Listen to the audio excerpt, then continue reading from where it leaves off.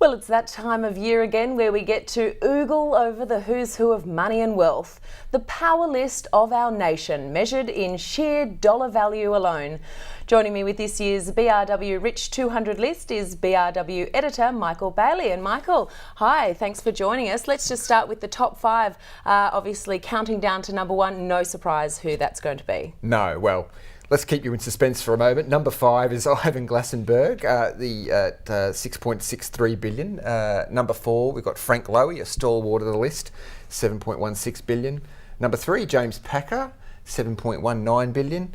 Number two, Anthony Pratt at 7.64 billion. And then streets ahead of them all, of course, is Gina Reinhardt, 20.01 billion. Number one, and Daylight second. And just of those top five, run me through, I guess, a little bit about those people. Any significant changes to their wealth over the last 12 months? How have they come across this enormous fortune, starting with Gina? Absolutely.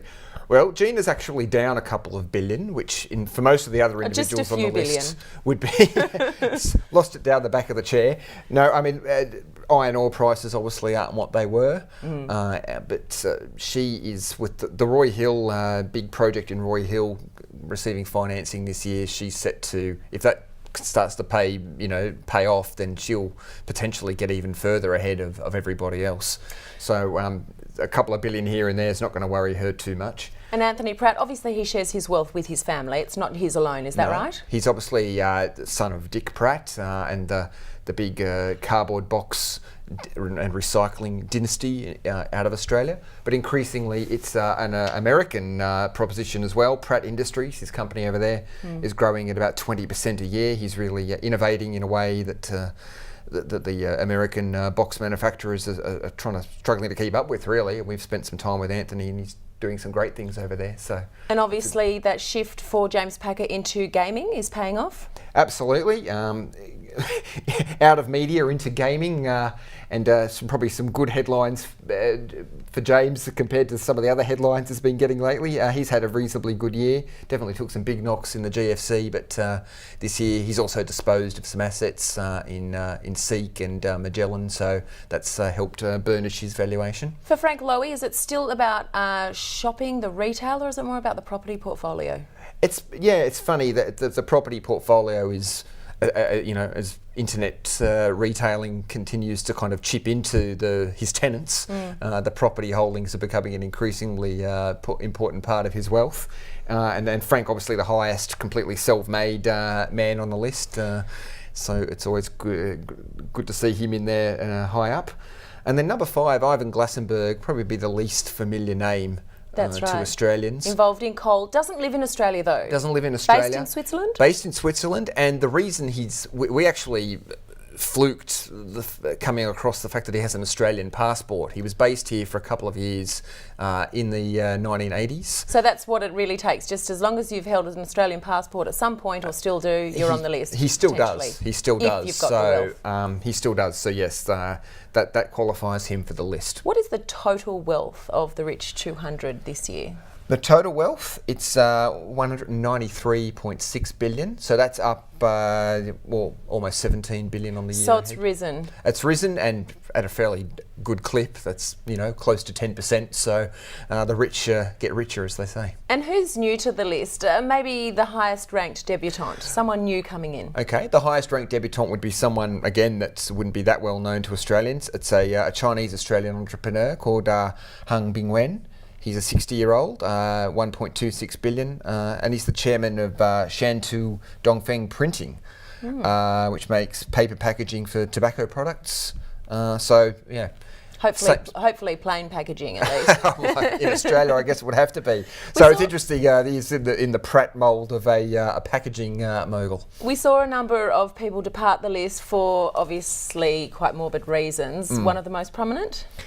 Well, the big one this year was obviously Paul Ramsey, Indeed, who incredibly generous bequest, nearly $3 billion to charity. Of course, Ramsey Healthcare was his Healthcare, original another gateway to success. Yeah, another great self-made story in the list, which we particularly loved to see. And a number of prominent people missed out this year because the wealth just didn't cut it. That's right, yeah. What's the cut-off? The cut-off this year is $250 million, so that's up $15 million on the year before. Just a shy quarter of a billion. Out. Just when you were looking close, Moira. Sorry, the goalpost moves a bit further up. Oh, so maybe next year. Once upon a time, people talked about becoming a millionaire, reaching that goal. Now it's billionaire. How many billionaires were on the Rich 200 list this year? It's our most ever, 39, which I suppose in a way not unexpected given, inflation, etc. But it's still a stunning number of billionaires, and they're getting younger as well. Some of the debutantes this year.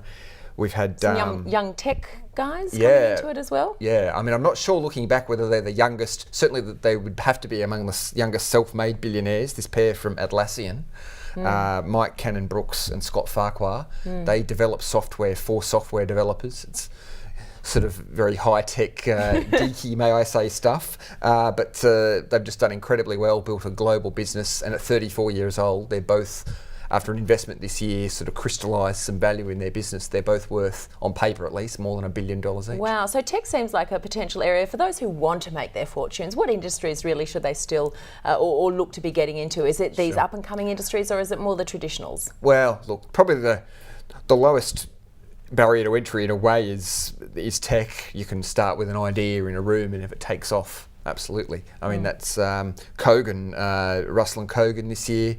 The television man, originally? That's right, yeah, that's Kogan right. TVs. The Kogan TVs, and he's expanded now into all sorts of appliances.